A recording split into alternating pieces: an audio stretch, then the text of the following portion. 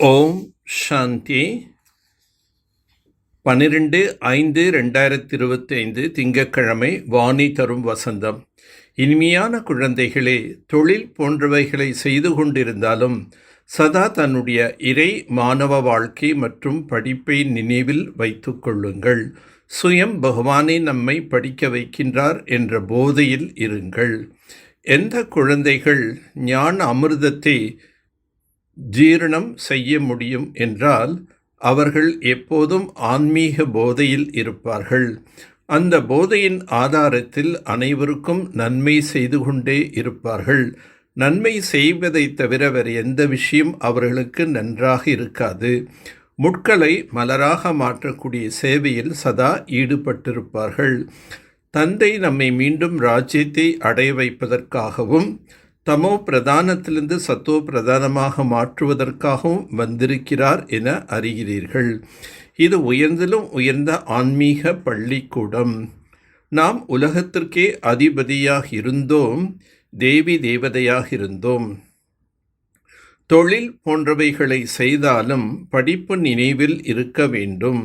ஆத்மா தூய்மையாக இல்லாத காரணத்தினால் நினைவு நழுவி விடுகின்றது. நம்மை பகவான் படிக்க வைக்கின்றார் என்ற நினைவு நழுவி போகின்றது. நாமே தேவி தேவதைகளாக இருந்தோம், இப்போது அசுரர்களாக ஆகிவிட்டோம். முதலில் உங்களுடைய புத்தியும் அசுரத்தனமாக இருந்தது. இப்பொழுது பாபா ஈஸ்வரிய புத்தியை கொடுத்திருக்கின்றார். நீங்கள் மீண்டும் தேவதையாக மாறிக்கொண்டிருக்கின்றீர்கள் என்றால் அந்த போதை இருக்க வேண்டும் அல்லவா? நாம் நம்முடைய ராஜ்யத்தை ஆட்சி செய்வோம் என்ற போதை சிலருக்கு முற்றிலும் இல்லை. ஞான அமிர்தம் ஜீரணம் ஆகுவதில்லை. யாருக்கு போதை ஏறுகின்றதோ அவர்களுக்கு பிறருக்கு நன்மை செய்வதை தவிர வேறு எந்த விஷயமும் நன்றாக இருக்காது. மலர்களாக மாற்றக்கூடிய சேவையில் ஈடுபட்டிருப்பார்கள். பாரதம் அல்லாவின் தோட்டமாக இருந்தது, இப்பொழுது அழுக்காக ஆகிவிட்டது. இது ஒரு எல்லையற்ற நாடகம் என்பது நினைவில் இருந்தால் எப்பொழுதும் மகிழ்ச்சி இருக்கும். சிலர் 6 மாதம் 8 மாதம் 12 மாதங்கள் வரை படிக்கின்றார்கள். பிறகு தோல்வியடைந்து விடுகிறார்கள். தூய்மையாக மாறுகிறார்கள். ஆனால் படிக்கவில்லை என்றால் மீண்டும் மாயிடம் சிக்கிக் கொள்கிறார்கள். நான் இந்த பிரம்மா என்ற ரதத்தில் வந்திருக்கின்றேன் என்பது குழந்தைகளுக்கு புரிய வைக்கின்றார். பாரதம் நிச்சயம் சொர்க்கமாக இருந்தது. சொர்க்கத்தின் தந்தை சொர்க்கத்தை உருவாக்கியிருப்பார் அல்லவா? பதீத தன்மையை விடுங்கள், பழைய தேகத்தின் உணர்வை விடுங்கள். என்னை நினைத்தால் கடைசி நிலைக்கு ஏற்ப நீங்கள் உயர்ந்த நிலை அடையலாம். நீங்கள் மீண்டும் ஸ்ரீ லக்ஷ்மி நாராயணனாக ஆகிவிடுவீர்கள். பாபாவிடம் இருந்து பாராமுகமாக இருப்பதற்கான முக்கிய அவகுணம் ஒருவர் மற்றவரை பற்றிய பரச்சிந்தனை செய்தல் ஆகும். தீய விஷயங்களை கேட்டல் மற்றும் சொல்லுதல். நீங்கள் தீய விஷயங்களை கேட்கக்கூடாது என்பது பாபாவின் டைரக்ஷன் ஆகும். இவர்களின் விஷயத்தை அவர்களுக்கும் அவர்களின் விஷயத்தை இவர்களுக்கும் கூறுதல் கோல் மூட்டுதல் ஆகும்.